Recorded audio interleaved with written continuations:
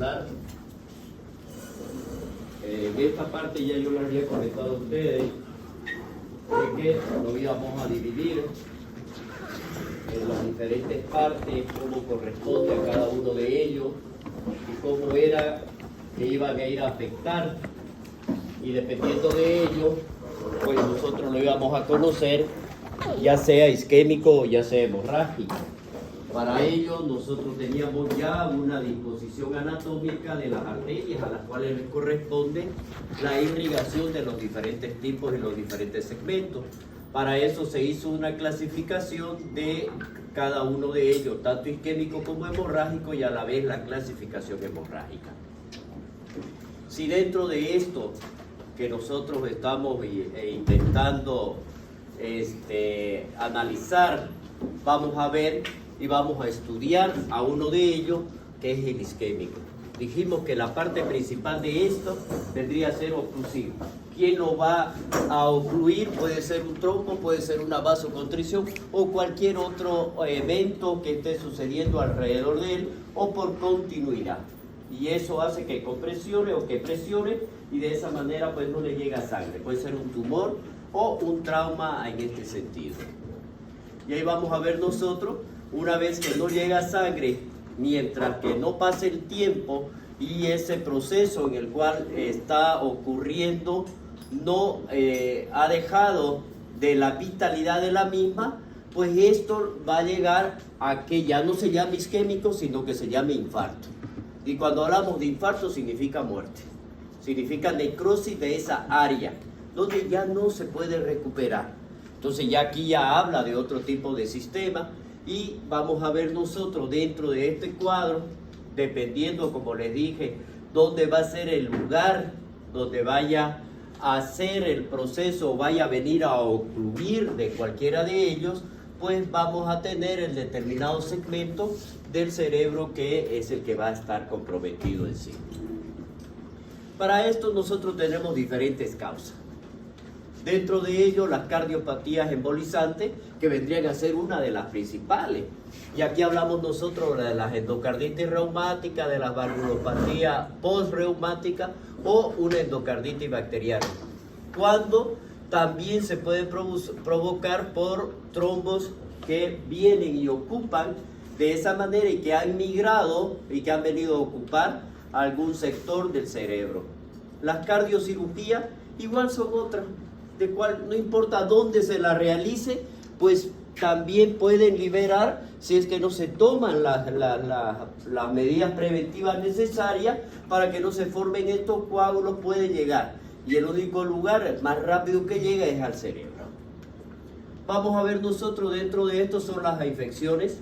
Cualquier lugar que pueden haber un proceso infeccioso, en cualquier lugar puede enviar un coágulo. Y a eso nosotros lo vamos a ver que es por las infecciones vecinas, por ejemplo una amigdalitis o una otitis, puede hacer que migre ese proceso y me cause esa infección a esos niveles. Y me dé también una isquemia. Y como hablábamos de la compresión, por los tumores o por las artrosis cervicales, que también vendrían a ser otra de las causas. Dentro de este ACV isquémico, si bien nosotros conocemos la etiología, cuál va a ser la evolución y dónde nosotros podríamos distribuirla, cómo la vamos a ver nosotros en la neuroimagen, en la imagen neurológica, ya sea tomográfica o de resonancia, y la distribución topográfica que vaya a tener. Por ejemplo, si hablamos nosotros de, según la etiología, por aterotrombótica, que es la más frecuente, cuando hablamos de aterotrombosis o trombótica, estamos formando que se formó un ateroma, que después cuando hablemos de lipidemia lo vamos a conocer, ya a nivel de las paredes, por un engrosamiento de la misma y por depósitos de colesterol, dentro de ellos el HDL, que es el que va a venir y va a acumularse a estos niveles de las paredes y hace que se disminuya la luz. Ese ateroma puede ser estable o inestable, y de aquí liberarse, abrirse. Si es inestable, se abre. Y si se abre, entonces ya viene y da lugar a que se formen pequeños trombos que vayan a migrar. Y esos son los que llegan al cerebro. Eso me va a dar Dentro de esto puede ser lacunar o cardioembólicos o causas infrecuentes o indeterminadas.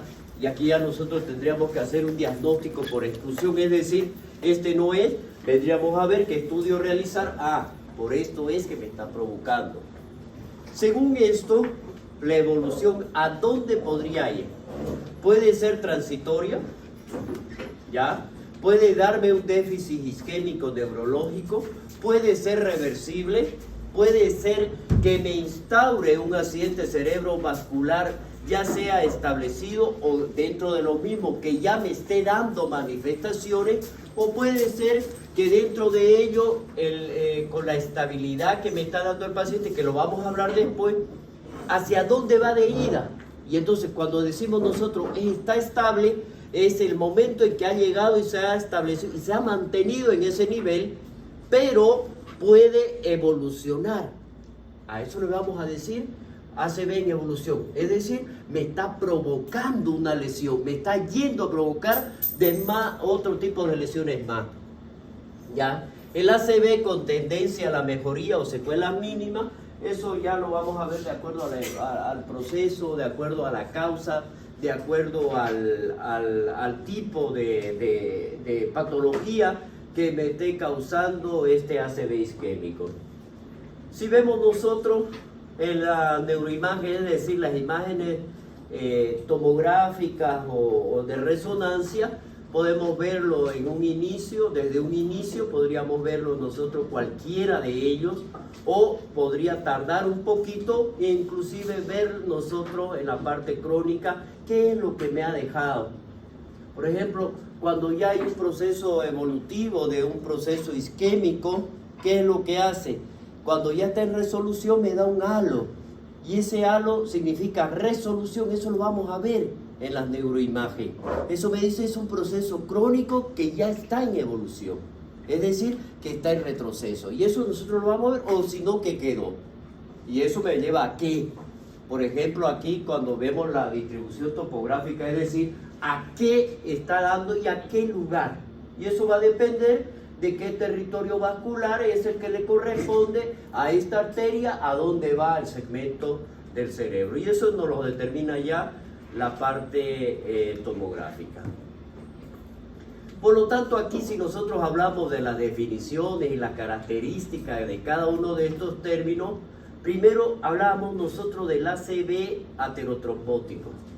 Esta vendría a ser la causa más frecuente de los ACV, ¿ya? Por lo tanto, nosotros tendríamos que pensar, si es aterotrombótico, entonces me está provocando una esclerosis dentro de la misma arteria, lo que yo le hablaba del proceso evolutivo. Viene y causa la ulceración, se abre dentro del mismo y libera el émbolo o el trombo, que vendría a ser. La localización más común en el callado aórtico, en la bifurcación de la carótida común. Por lo tanto, nosotros cuando pensamos en esto, agarramos nuestro fonendoscopio, que es dentro de los instrumentos que yo voy a necesitar, y escucho. Y si escucho un soplo, lo más seguro es que hay esto. ¿Ya? Y entonces buscamos cuáles serían los criterios que me van a dar dentro de las características clínicas de nuestro paciente para pensar en un ACV aterotrombótico. El soplo cervical, ipsilateral a la zona isquémica, es decir, al mismo lado.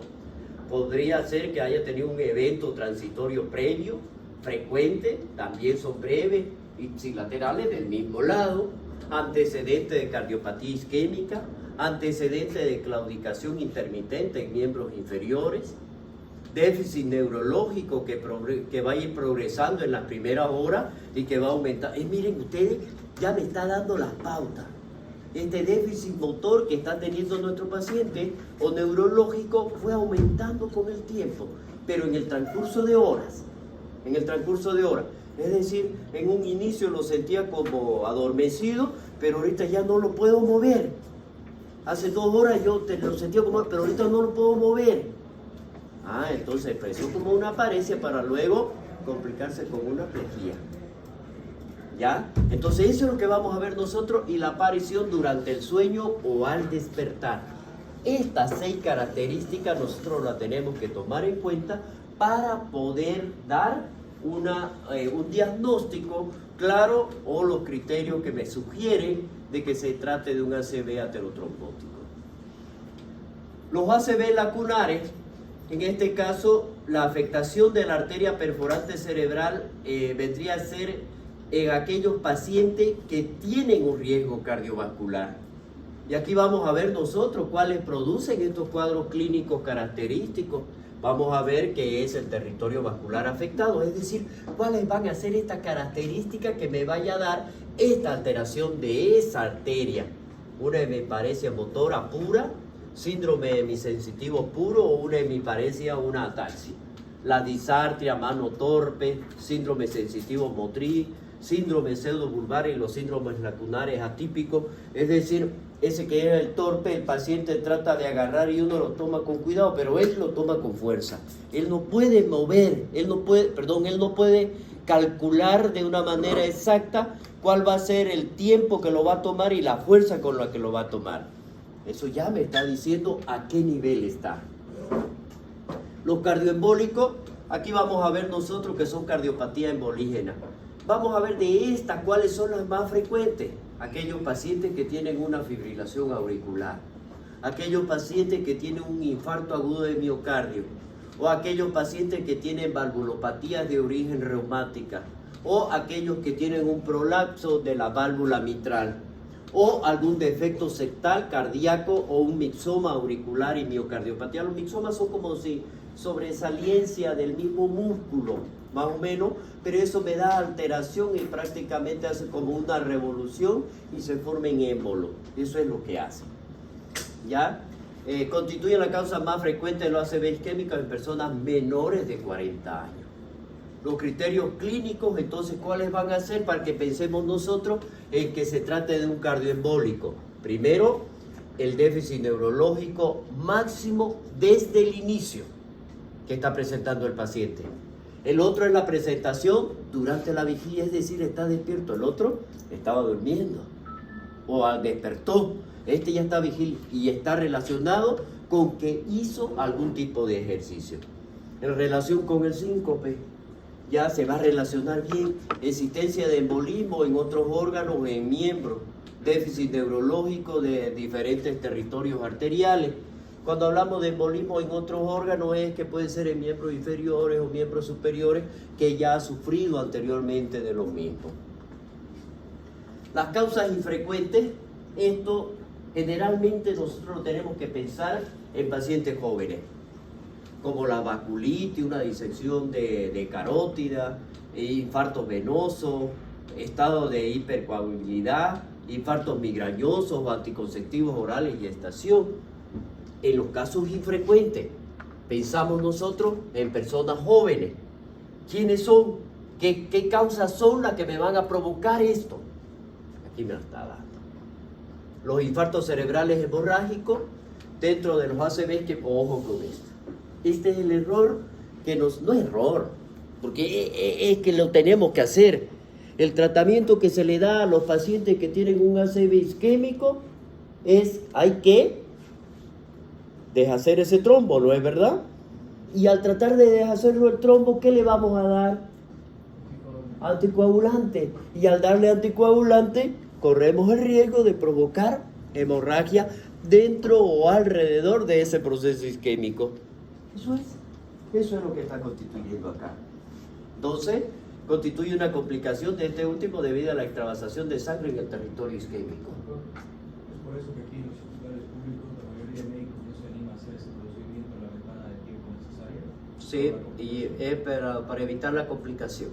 Para evitar la complicación, pero aún así se lo sigue realizando. Aún así, porque hay que valorar riesgo-beneficio.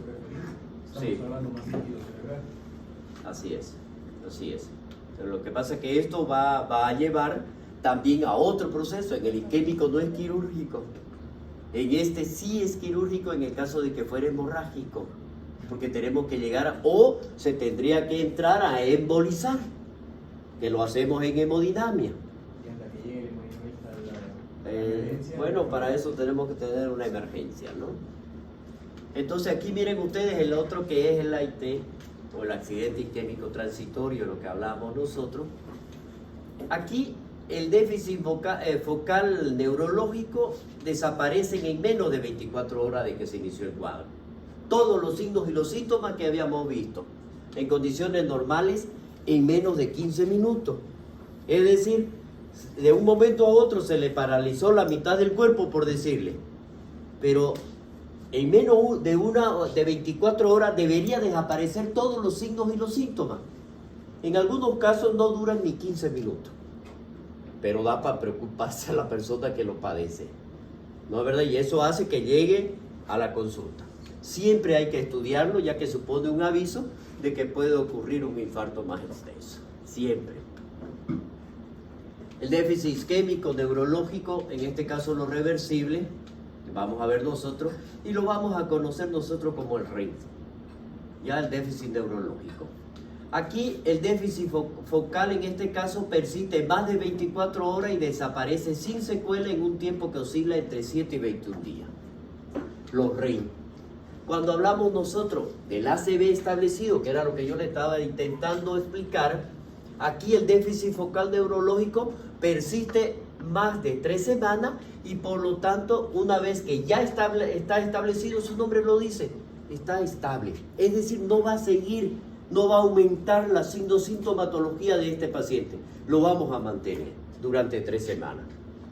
Cuando este llega a este punto, el ACV estable, aquí ya no existen modificaciones. Es decir, lo que ya tenía lo va a presentar. Ese déficit neurológico inicial en las 24 horas. Y si hablamos nosotros de un origen carotídeo que en las 24 horas, si nosotros hablamos que superó las 72 horas, entonces no es el origen carotídeo, es el origen vertebrovasilar. Es decir, no es el que nosotros pensábamos, sino que es otro. Si supera las 72 horas. Ojo con eso. Eso es algo que nosotros tenemos que tomarlo muy en cuenta en el momento de la evolución de nuestro paciente. Y para eso la historia clínica. Suelen evolucionar hacia un ACV establecido o hacia un REM. En evolución o el progresivo, aquí ya se produce, bueno, sigue pues evolucionando, sigue progresando. Los signos y los síntomas se van empeorando. El daño neurológico o el defecto neurológico sigue empeorando. Por lo tanto, este empeoramiento del déficit neurológico inicial entre las 24 a 48 horas siguientes del episodio. Es decir, ¿qué pasó de aquí? ¿Fue aumentando? ¿Qué pasó? A eso es lo que se está refiriendo con esto. Cuando hablamos nosotros del ACV que tiene tendencia a la mejoría o con secuelas mínimas, entonces aquí, ¿qué es lo que vemos? Este que ha seguido este curso, de aquí viene el recuento, pero hacia atrás. Es decir, los signos y los síntomas van regresionando, van disminuyendo en intensidad, con una recuperación que oscila aproximadamente de 3 semanas.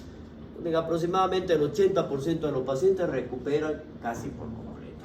Entonces, miren ustedes, estas 11 clasificaciones nos da a nosotros para poder estudiarlo a los isquémicos de una manera correcta, de acuerdo a los signos y a los síntomas y de acuerdo a la historia clínica que hagamos. Por eso los neurocirujanos y los neurólogos fácilmente llegan al diagnóstico clínico y simplemente corroboran pidiendo un estudio neurológico, porque se basan en esta clasificación. Y para eso nosotros tenemos que tomar en cuenta los factores de riesgo.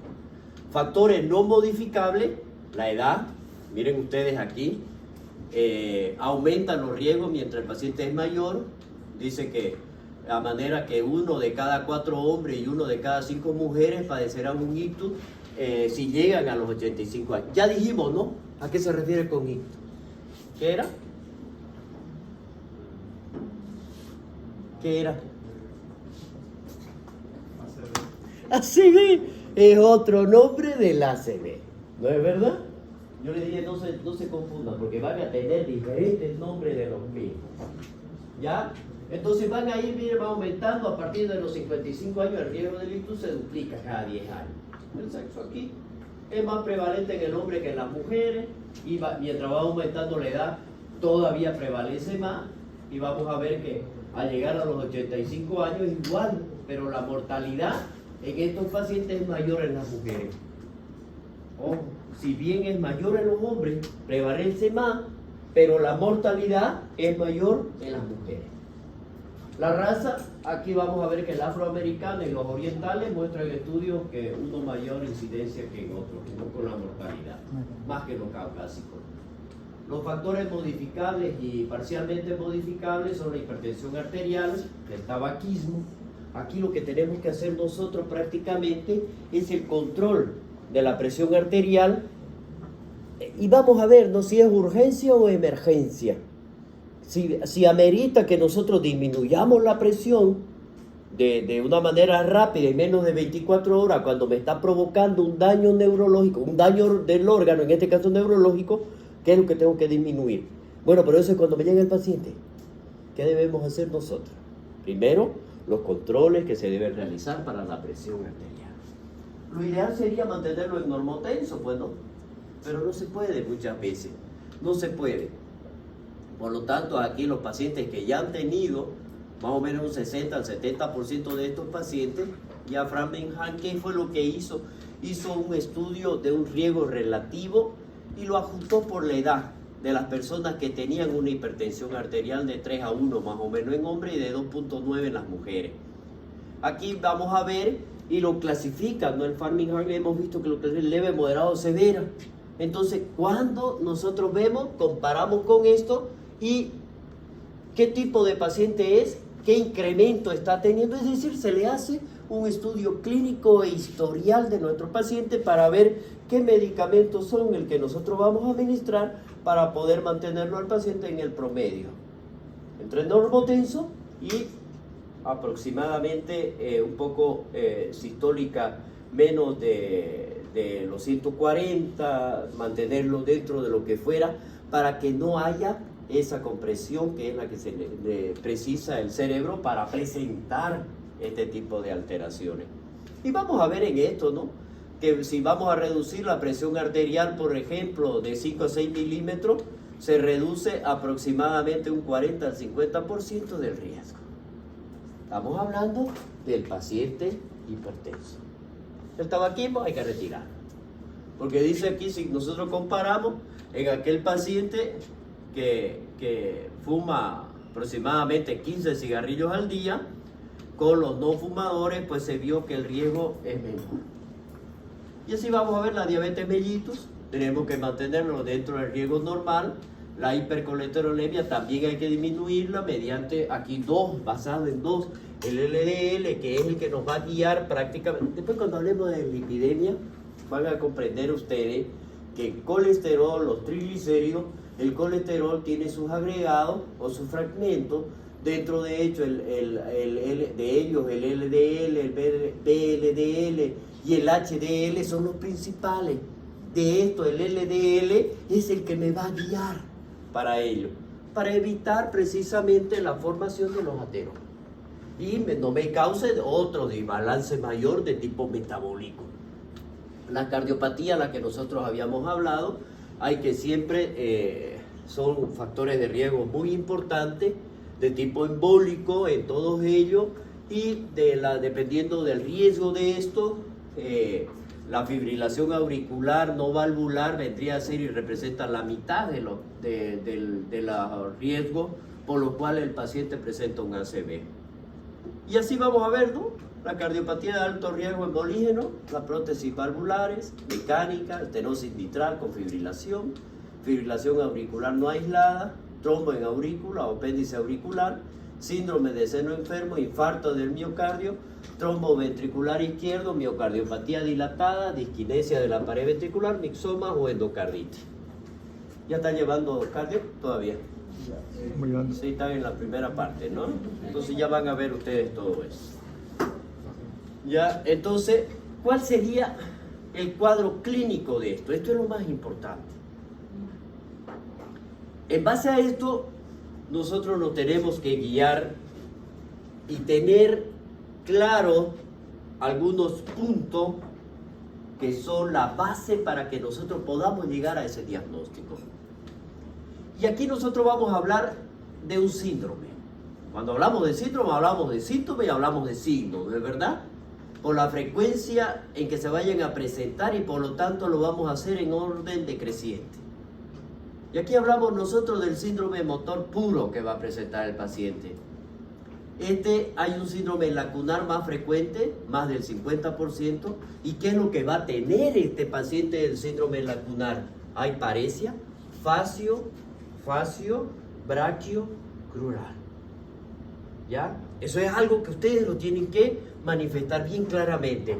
Puede predominar en uno o en dos segmentos, puede ser. ¿Ya? La monoparesia en un solo lado no suele ser debido a un ictus lacunar. Si nosotros localizamos o se localiza en la cápsula interna, si nosotros vamos a ver, aquí en esta área estaría la isquemia. Miren comparado con de acá no hay, aquí tenemos. Ya, entonces, si se localiza en la cápsula interna, generalmente en el brazo posterior o en el pie de la protuberancia, entonces las manifestaciones que vamos a tener nosotros pueden ser del todo el miembro o incluida la mitad de la cara. Entonces, inclusive dice que puede manifestarse casi en todo el miembro superior e inferior. Eso es algo que va a depender muchísimo del lugar específico. Miren ustedes, cerca de la protuberancia, si nosotros vemos y agarramos cada uno de los segmentos, para eso ese esquema de arriba, ya si nosotros vemos dónde está la cápsula interna, a dónde es donde me está dando, entonces las manifestaciones clínicas que me puede dar pueden ser mayores todavía. Por eso es saber dónde se encuentra. Y si ya yo sé que está en la cápsula interna, entonces tengo que saber qué arteria es. ¿No es verdad? Porque ya vamos a ver el segmento, que es el que está manifestando. Ese es el motor. Ahora hablemos del sensitivo puro. Si nosotros hablamos del sensitivo puro, es el segundo en frecuencia y la lesión se encuentra en el núcleo posterolaterales del tálamo. Y si nosotros vemos, miren esto, miren esta lesión, ¿ya? Y si nosotros analizamos de cada uno de estos, vemos hacia dónde es que se está yendo con las alteraciones que me pueden dar anatómicas, ¿ya? La presentación más variable aquí, ¿qué es lo que vamos a tener? Las modalidades con que se van a presentar. Alteración sensitiva, una en primer lugar, puede ser del hemicuerpo, porque miren la lesión que me está causando. Puede ser del hemicuerpo completo, ¿ya? O bien, como formas parciales, puede ser queiroral, mano aislada, etcétera, es decir, solamente un lugar o puede ser solamente la mano. Por lo tanto, va a depender del lugar donde vaya a ir a depositar test, para considerarlo para que me dé una lesión sensitiva pura. Solamente sensitiva. No me está dando parálisis, solamente está perdiendo la sensibilidad. Ahora miren esto. El motor y el sensitivo. Aquí vamos a hablar del mixto. La combinación de los anteriores suelen ubicarse en el brazo posterior de la cápsula interna o en el tálamo, a este nivel. Si nosotros hablamos de acá y vemos aquí, es decir, casi puesta en el tronco. Y si una lesión se presenta en el tronco, ahí está grave la cosa. Y ahí donde ya los neurólogos, los neurocirujanos tienen que evaluar qué vamos a hacer. Si lo mantengo porque me puede provocar una hemorragia y no le quiero dar un anticoagulante, por favor, se va a morir, digamos, ¿no? Entonces, porque me está dando ambas. Antes o era sensitiva o era motor. Ahorita no, ahorita tengo ambas. Es mixta. Entonces, eso es lo que nosotros tenemos que evaluarlo. Ya, y eso es mediante el examen físico y el examen neurológico que realizamos con nuestros pacientes. Aquí la mayor frecuencia puede ser también la expresión de un ictus territorial.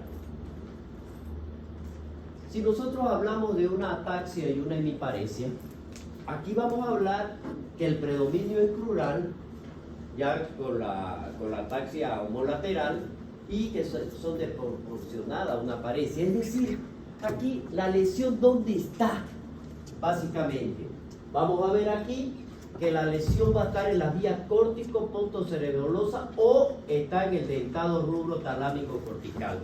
Generalmente se va a sentar en el brazo posterior de la cápsula interna, más o menos en este sector. Y si ustedes ven, miren lo que está ocupando.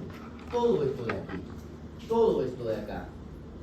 Para eso esto de aquí. Ya no se olviden el esquema que les estoy dando acá arriba. Para que ustedes se ubiquen anatómicamente dónde estaría la lesión.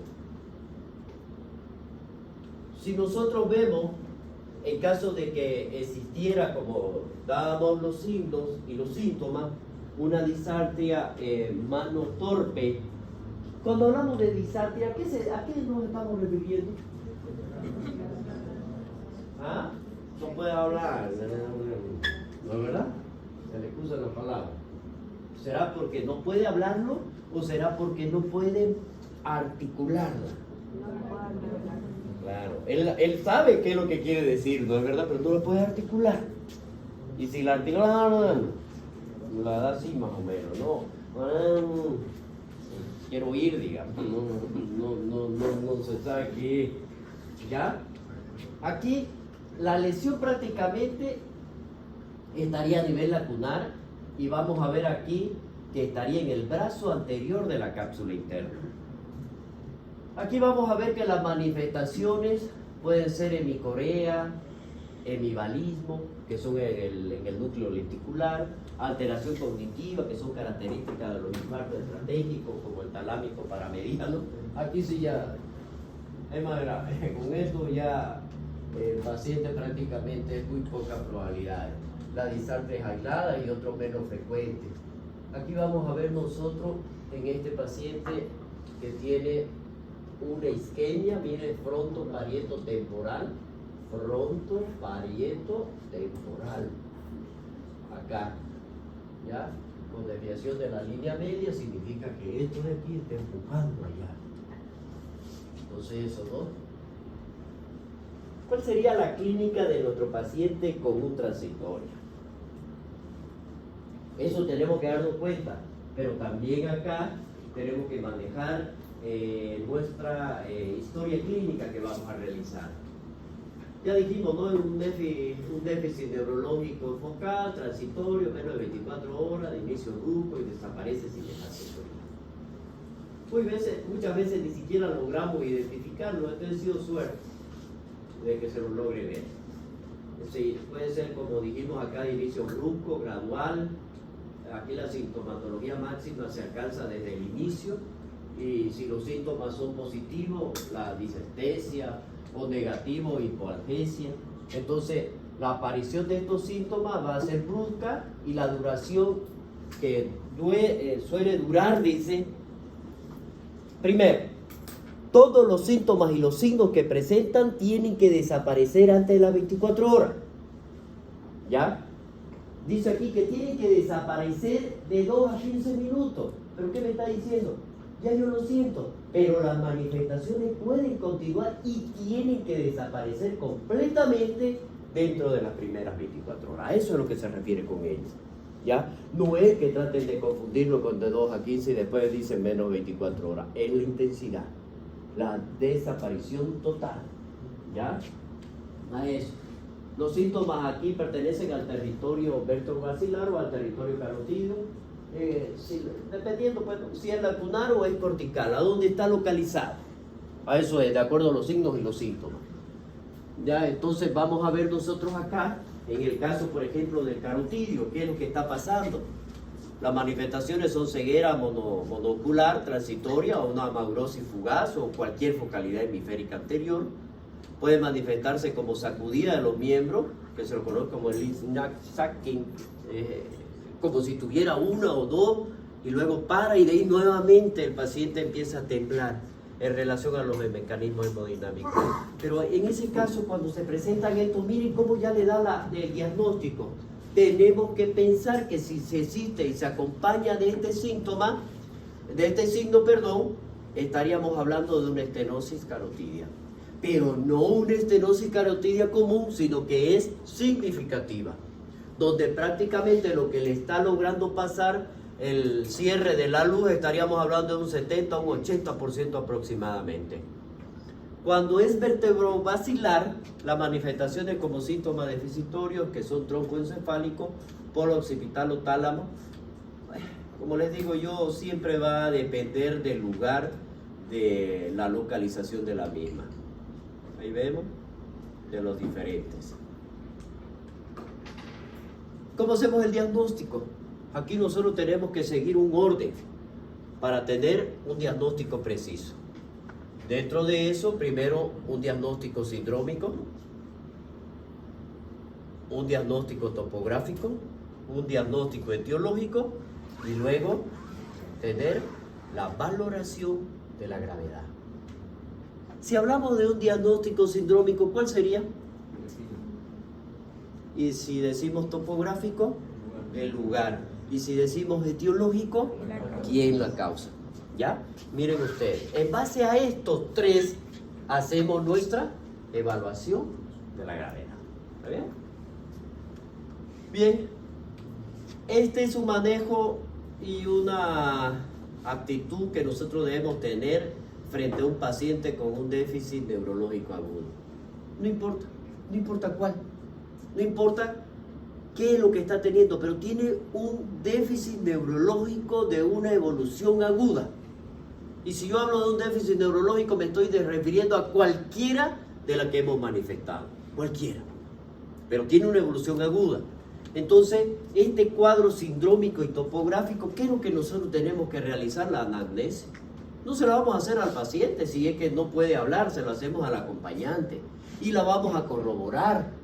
¿No es verdad? La exploración física, neurológica, hemograma, bioquímica sanguínea, pidiendo los iones, y cuando hablamos de los iones estamos pidiendo sodio, potasio, cloro, magnesio y calcio. Es dentro de ello la urea, la glucosa, la creatinina. Tenemos que pedir una gasometría arterial. Esto cuando hablemos de equilibrio ácido-base, nefrología, ahí vamos a hablar de ello. ¿Ya? Electrocardiograma, radiografía de tórax, tomografía craneal. Cuando sospechamos de una hemorragia subaracnoidea, pedimos nosotros una tomografía craneal y nos sale negativo. Entonces, ¿qué realizamos? Si estamos sospechando de esto y nos sale negativo, entonces realizamos una punción lumbar. Ojo, ¿para qué? Para ver de que se trate de una hemorragia subaracnoidea. Si fuera una hemorragia subaracnoidea en una punción lumbar, ¿qué voy a sacar? Sangre mezclada con líquido cefalorraquídeo. Bueno, y ahí hacemos lo demás, la prueba de los tubos. Entonces el diagnóstico, la anamnesis, siempre los factores de riesgo de los procesos, ya isquémico, la edad mayor de 65 años, antecedentes familiares, cardiopatía, factores de riesgo cardiovasculares, factores hemorrágicos, el tabaco, la edad, la hipertensión, consumo de droga, tratamientos anticoagulantes, discrasia sanguínea, preguntar por la instauración y la progresión del cuadro. Ya esto nos va a orientar a pensar de una isquemia, una hemorragia. ¿Es isquémico o es hemorrágico cuando presenta el déficit neurológico focal?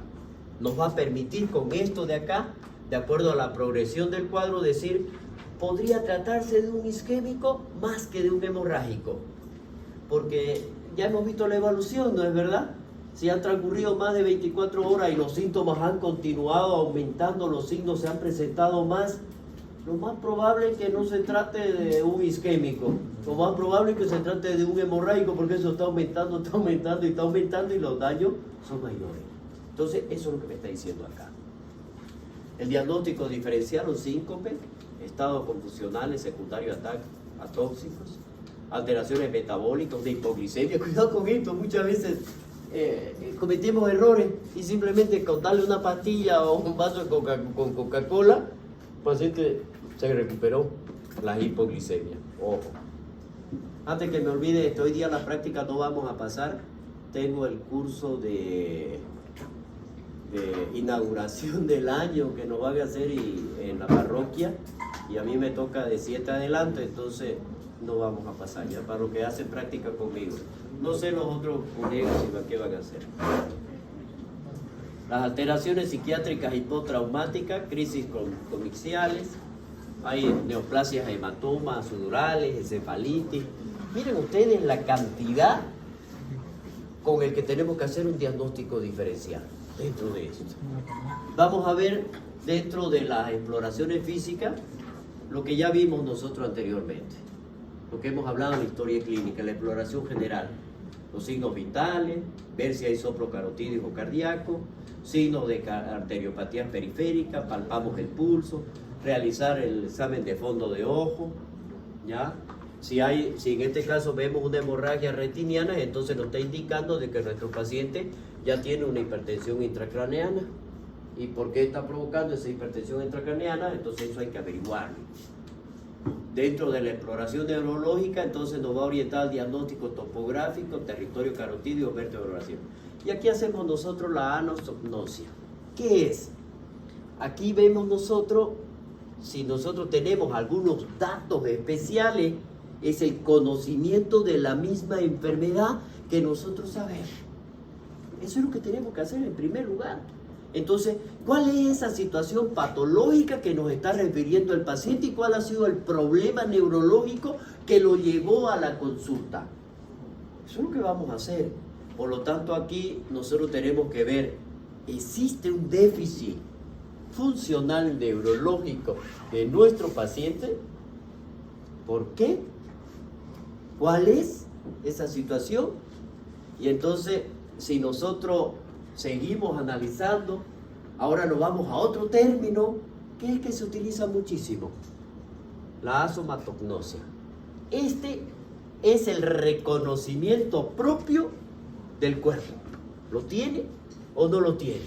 ¿Por qué se caracteriza? Miren ustedes, tiene una incapacidad de reconocerlo. ¿Ya? Diferenciar e integrar las diferentes partes del esquema corporal que suele estar asociada a lesiones en el lóbulo parietal. Entonces, ya nosotros sabemos, el paciente no logra identificar qué lugar es el que está padeciendo la alteración, no logra identificarlo en su cuerpo. Entonces nosotros tenemos que pensar de que la lesión estaría a nivel parietal. Faltando 5 minutos,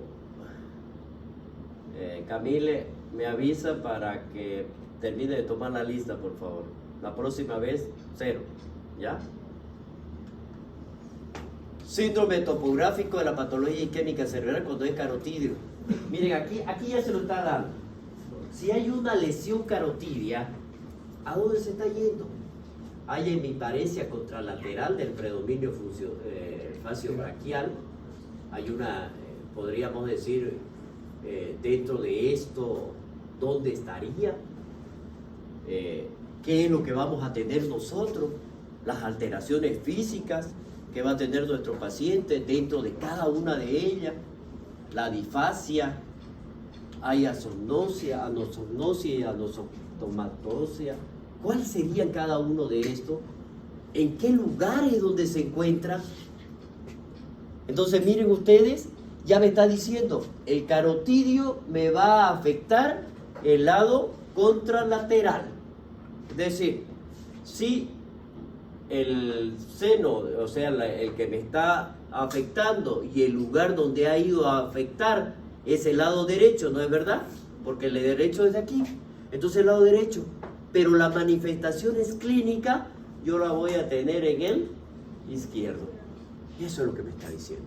En cambio, miren ustedes en el vértebro basilar, ¿qué es lo que va a pasar? La presentación aquí es totalmente diferente. No es tan específica como dice en el carotidio. Aquí ya hay un coma con reflejo oculocefálico abolido, reflejo cutáneo plantar extensor bilateral, síndrome de cautiverio, combinación variable de la afectación de los nervios craneales, de cada uno, del cerebelo. Y vamos a ver aquí hay alteración del nivel de conciencia y realidad piramidal. ¿Por qué? Porque en este caso ya es más del tronco. El otro está superficial, es más en la corteza.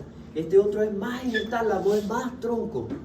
Por lo tanto, la manifestación va a ser peor. Inclusive nuestro paciente puede traer un coma profundo. Y ahí eso también lo tendríamos que analizar.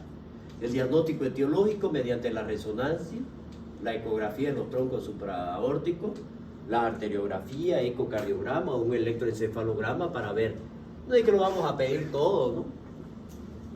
Si ya nosotros sabemos que es carotidio, podemos hacer esta ecografía, una arteriografía si fuera necesaria, pero la resonancia ya me está dando el lugar específico. La valoración de la gravedad, aquí el pronóstico funcional y vital va a depender del grado del déficit clínico. Y por lo tanto lo vamos a dividir leve, moderado y grave. Vamos a empezar por el grave porque me parece que es el que nos va a orientar para el resto. Hay alteración del nivel de conciencia, hay incontinencia de todos los esfínteres, disfagia o asociado al déficit que indica la lesión extensa del parénquima. Aquí la paresia de 0 a 2 sobre 5 y la hemianopsia, en este caso hay una desviación oculocefálica, hay anestesia, asumatognosia o afasia o atasia. Miren ustedes, cada uno de estos para la gravedad del caso de este paciente, si nosotros vemos el moderado, por ejemplo, la alimentación es relativa, para la alimentación no significa que no pueda alimentar, se puede alimentar, pero está limitada. El control de los esfínteres tiene el paciente. La deambulación deambula el paciente. La comunicación aparece de 3 a 4 sobre 5. El otro era de 0 a 2. Ese es el moderado. El leve no interfiere en su déficit que tenga, no interfiere en la capacidad de la vida de nuestro paciente. Ya, y si vemos aquí, la paresia es de 4 más, es decir, sobre 5. Puede haber una coarantagnosia, pero la diplopía, la paresia facial, todo eso no le impide que nuestro paciente realice su vida normal. Por lo tanto, es leve. Esto me va a permitir realizar un pronóstico de mi paciente. Al mismo tiempo que tengo mi diagnóstico, me sirve como como pronóstico. La prueba complementaria en los servicios de urgencia, la analítica básica que vemos nosotros, el electrocardiograma en caso de que pudiera haber alguna alteración, radiografía de tórax que nos va a servir para valorar las complicaciones, especialmente si no tiene alguna otra asociada como son la neumonía, las aspirativas, por una broncoaspiración, por ejemplo, de nuestro paciente. Una tomografía craneal siempre ha de estar incluido dentro de los estudios iniciales que nosotros vamos a realizar, antes de llegar a una resonancia. A no ser que ya yo la tenga bien clara para pedir una resonancia. Pero antes de ello, es una tomografía simple para ver. Urgente y a la menor brevedad posible para distinguir si es hemorrágico o isquémico. ¿Ya? El isquémico lo vamos a ver negrito y el hemorrágico lo vamos a ver blanquito. ¿Ya? Eso es. Y eso me va a tener a mí, porque entre el isquémico y el hemorrágico, mi actitud terapéutica es totalmente diferente. Totalmente diferente. Al isquémico le tengo que dar anticoagulante, pero al hemorrágico lo tengo que operar. ¿Ya? Bueno, estas son algunas imágenes para que nosotros podamos ver el isquémico. ¿Ya? Esta es una resonancia cardíaca. Para llegar a un diagnóstico etiológico, la resonancia. Esta ya nos permite ver con una mayor definición dentro de cada una de ellas las partes blandas. Podemos ver de una manera precoz la parte de si hay isquemia o no hay, cuáles son. Aquí vamos a tratar de diferenciar cada uno de ellos. ¿Y cuándo es que la solicitamos? Cuando la tomografía no concuerda con la clínica o ante una clínica dudosa con tomografía craneal normal. Recién solicitamos una resonancia. ¿Ya? La ecografía de tronco supraórtico, eso se realiza de una manera urgente. Ya la mayoría de las emergencias ya tienen un equipo de ecógrafo en su servicio ante la sospecha de una decisión carotidia para ver si no es progresivo. El ecodoppler transcraneal, este es un estudio súper importante porque nos va a valorar la circulación intracraneal. Este evita muchas veces de que hagamos nosotros un estudio hemodinámico, que significa realizar una arteriografía, hay que colocar un contraste para poder ver las arterias. Muchas veces este estudio nos evita ello. La arteriografía es lo que le estaba comentando, el ecocardiograma para ver si no hay una alteración cardíaca, la angiografía, ya es un estudio invasivo corre cierto riesgo el paciente, ya, bueno, son de la forma para poder ver los aneurismas, poderlo identificar claramente y poder llegar inclusive en el mismo procedimiento, no solamente diagnóstico, sino que al mismo tiempo puede ser terapéutico. Hay que distinguir tres frentes terapéuticos en el tratamiento. Las medidas generales son la base de cada uno de ellos y las que más influyen en el pronóstico final son las mismas para todos los tipos de ACV. Ojo. Y el segundo es la prevención y tratamiento de las complicaciones. Y por último, el tratamiento específico. Las medidas generales, la permeabilidad y protección de las vías aéreas mediante la aspiración, colocación de un tubo si es necesario, tubo orotraqueal si es necesario, conectarlo al mismo o una sonda nasogástrica, reposo en cama con una cabeza elevada a los 30 grados, eso para venir entre los 30 y los 45, esto para evitar que exista la broncoaspiración, ¿no? Y dar la movilidad precoz a nuestro paciente. Mantener una correcta oxigenación para mantener la saturación del oxígeno a nivel cerebral, mantener un poquito elevada por esa área isquemiada que es donde no le está llegando sangre. Control de la función cardíaca y de la tensión arterial, esto es mediante el electrocardiograma, ver si existen alteraciones, vamos a ir monitorizándolo, vamos a monitorizar la presión arterial, la frecuencia cardíaca y a realizar el electrocardiograma de una manera que podamos evaluarlo durante el día. Generalmente se lo monitoriza, en los electrocardiogramas ya se lo monitoriza. Y vamos a ver acá de cada uno de ellos, por ejemplo, si tenemos nosotros una hipertensión arterial moderada, debemos mantener nosotros en nuestro paciente, no es necesario que nosotros bajemos la presión de golpe, por lo tanto tenemos que mantenerla en un nivel adecuado para que el organismo se vaya acostumbrando, porque si nosotros bajamos la presión en este paciente que está acostumbrado a la hipertensión, la perfusión del cerebro va a ser menor si bajamos la presión y ya vamos a aumentar el área isquemiada. Eso es lo que hay que tener mucho cuidado, por eso me dan las pautas. Si se necesita tratamiento cuando el ACV isquémico oscila entre 180 y 230, y la sistólica y la diastólica entre 105 y 120. En el ACV hemorrágico, cuando la sistólica sea inferior a 180, ya que se suele controlar con las medidas generales. No necesitamos un tratamiento para ello, por las razones que ya le di. En el caso de un ACV isquémico, por ejemplo, si la presión arterial es mayor a 230 y 120, en todo caso la lectura que nosotros tenemos que realizar la hacemos cada 5 minutos e iniciamos el tratamiento de hipotensión urgente. Eso va a depender muchísimo. Los fármacos que nosotros vamos a utilizar, ¿cuáles van a ser los que están contraindicados? En caso de que exista una insuficiencia cardíaca, isquémica o arterial periférica, por ejemplo, o pacientes con EPOC. Y aquí tendríamos que ver nosotros, si estos de aquí están contraindicados en esta patología, ¿cuál va a ser mi alternativa? El enalapril ya lo tenemos por vía endovenosa ahora, actualmente. Y vemos aquí si la sistólica, vemos si está es superior a los 140 milímetros de mercurio, la diastólica. Entonces es necesario que aquí nosotros bajemos la presión, pero de una manera controlada, y debemos administrarla mediante dosificadores especiales. Entonces para eso tenemos ya que llevarla a una terapia intensiva y vamos a utilizar el nitroprusiato. ¿Ya?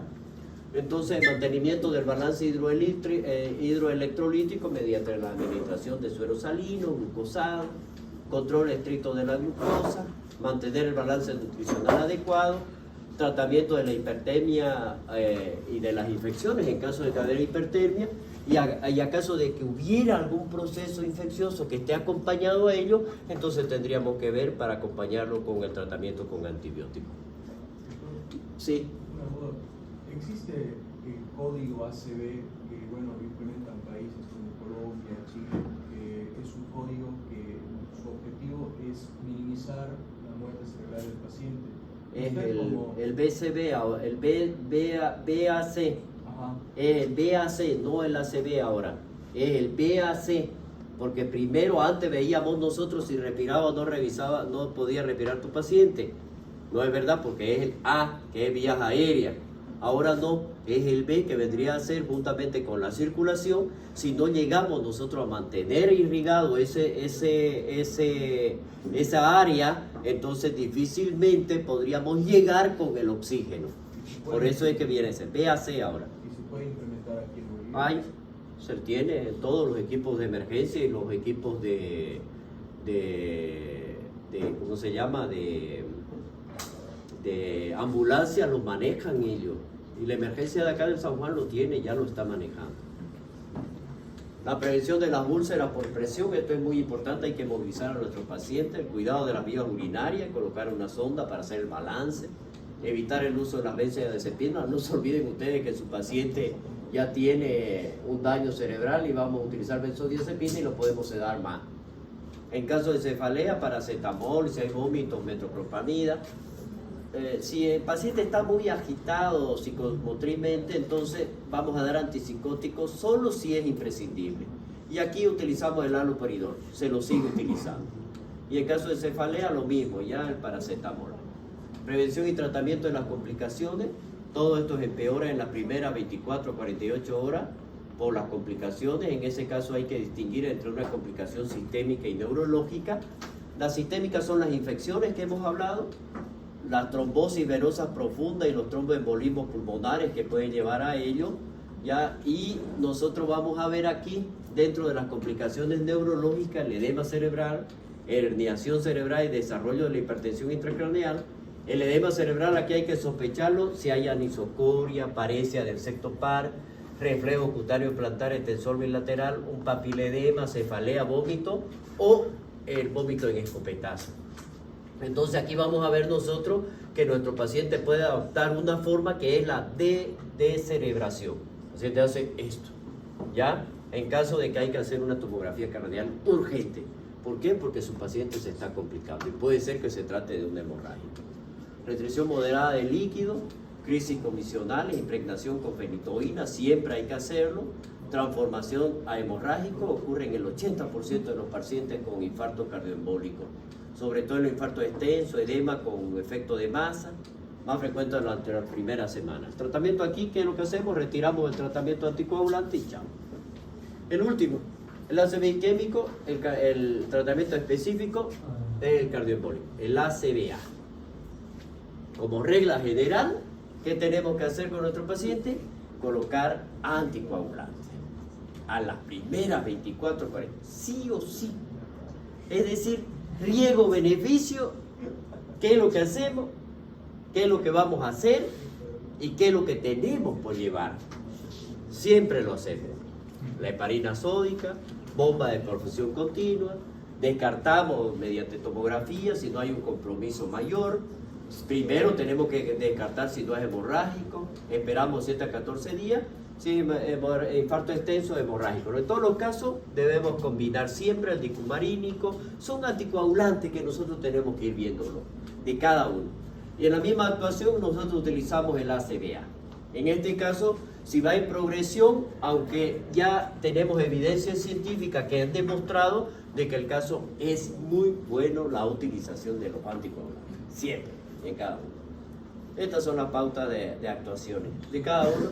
En pequeños infartos, cuando el infarto es mayor, qué es lo que tenemos que hacer, y con un paciente que ha hecho un infarto hemorrágico, suspender la anticoagulación, y el esquema de esto lo manejan en cada una de las emergencias. Ya está. Los anterotromos, la estenosis carotídea, antiagregante, para cada uno. O sea, aquí lo que le está diciendo en este estudio, ya para cada uno de ellos es la utilización de los anticoagulantes. En caso de que habían hematomas, los neurocirujanos de guardia, el tratamiento va a ser quirúrgico. ¿Cómo es? Le evaluamos mediante la evaluación del estado de conciencia. Eso ya es para que ustedes lo vean. Cuando decimos lo mismo que habíamos hablado anteriormente, si tenemos un ACV y es menor de 50 años, el paciente tiene que pasar a una internación. Si hay T, sobre todo si son episodios múltiples, cardioembólico, ictus en evolución y ACV cerebelosa. Bien, chicos. El hemorrágico es casi idéntico.